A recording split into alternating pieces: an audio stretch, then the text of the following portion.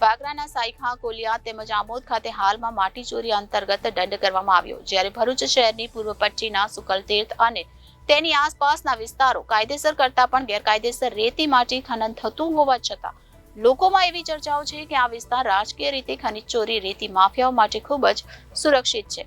રાજકીય અને અમલદારી સુરક્ષા મેળવતા ખનિજ માફિયાને નિયંત્રિત કોણ કરી શકશે? તેરી ભી ચૂપ और मेरी भी चूप. મહત્વની બાબત એ છે કે રેતી માફિયાઓ દ્વારા જ્યાં ફળવાયેલી લીઝ હોય તેની નજીકમાં સરકારી જમીન પર ડુંગરો સમાન અધિકૃત રેતીના ઢગલા સ્ટોક કરવાની પરમિશન કોણે આપી?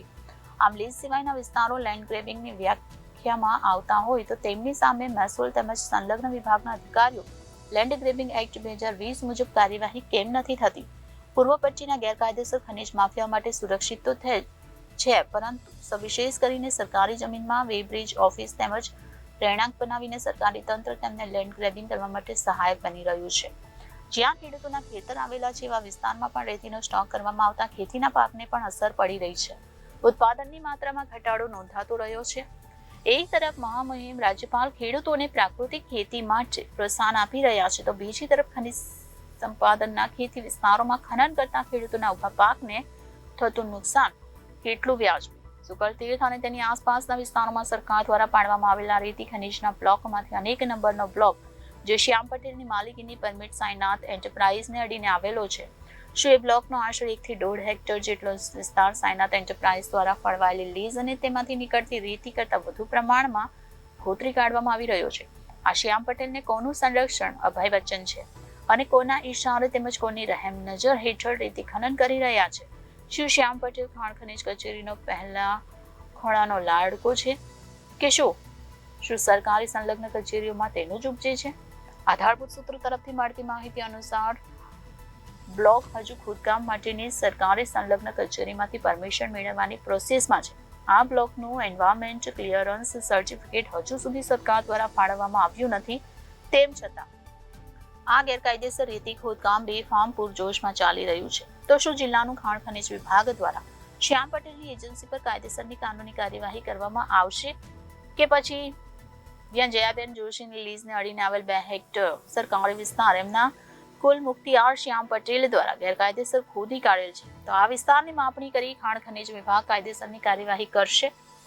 જયાબેન જોશી અવસાન પામેલ હોય તેમ છતાં તેમની લીઝ કોણ ચલાવી રહ્યું છે? શું શ્યામ પટેલ આ લીઝ ટેક ઓવર કરી છે? અવસાન થયા પછી પણ જો રેતીની લીઝ જયાબેન જોશીના નામે ચાલતી હોય ત્યારે ખાણ ખનિજ વિભાગમાં કેટલું અને કેવું બોગસ ચાલતું હશે તેનો આ પુરાવો છે. આમ જોઈએ તો ભ્રષ્ટાચારને ખનિજ ચોરોને પ્રોત્સાહન આપવામાં ખનિજ કચેરી ભરૂચ જિલ્લામાં અવ્વલ નંબર પર છે. સુકલતીર્થ અને તેની આસપાસના ગ્રામ્ય વિસ્તારમાં જ્યાં નર્મદાનો રેતાળ વિશાળ પટ આવેલો છે તે વિસ્તારમાં ગેરકાયદેસર કરતા રેતી ખનન મોટા પાયે ઘણા સમયથી સંલગ્ન કચેરીઓના અમલદારોની નિશ્રામાં ચાલી રહ્યું છે. સમયાંતરે રેડ કરવામાં આવે છે. કોને કેટલો દંડ થયો છે, કેટલી વસૂલાત અને કેવી કામગીરી કરવામાં આવી છે તેની પત્રકારોને મીડિયાને પૂરતી માહિતી પણ આપવામાં આવતી નથી. ખાણ ખનિજ કચેરીના અમલદારો દ્વારા છુપાવવામાં આવતી માહિતી એ બતાવે છે કે રેતી માફિયા setting.com છે તેની સાબિતી પૂરે છે. આવું કહેવાય છે કે શ્યામ પટેલની જિલ્લામાં તો ખરી, પરંતુ ગાંધીનગર સુધી રાજકીય વગ ધરાવતા હોય હાલમાં જે ડામર રસ્તો બની રહ્યો છે તે અંતર્ગત સ્થાનિક સ્તરે હાઈવા બંધ કરવામાં આવેલ અને પોલીસ બેસાડવામાં આવી હતી, ત્યારે કોની ટેલિફોનિક રિંગથી રસ્તામાં કામકાજમાં અવરોધ બની રેતીના હાઈવા ચાલુ કરી દેવાયા તે શંકાનો વિષય છે.